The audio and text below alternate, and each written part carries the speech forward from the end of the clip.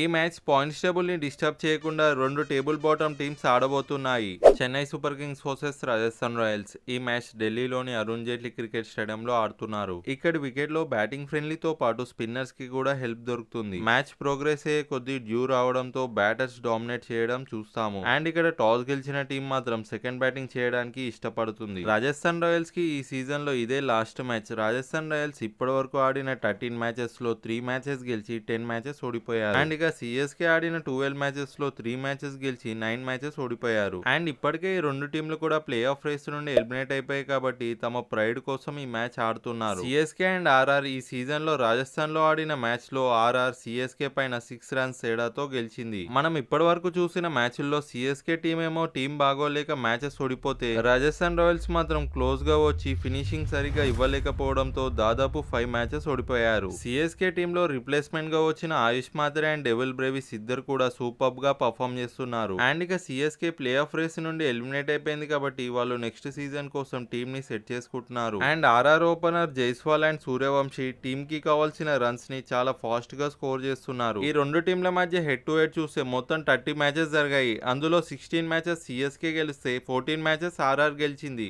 And వీళ్ళిద్దరి మధ్య జరిగిన లాస్ట్ 5 మ్యాచెస్ లో 4 మ్యాచెస్ ఆర్ఆర్ గెలిస్తే కేవలం ఒకే మ్యాచ్ సిఎస్కే గెలిచింది. అండ్ నాకు మాత్రం ఈ మ్యాచ్ లో సిఎస్కే ఆర్ఆర్ ని డామినేట్ చేసేది అనిపిస్తుంది. అండ్ మీరేమనుకుంటున్నారో కామెంట్ లో చెప్పండి. And thank you for watching.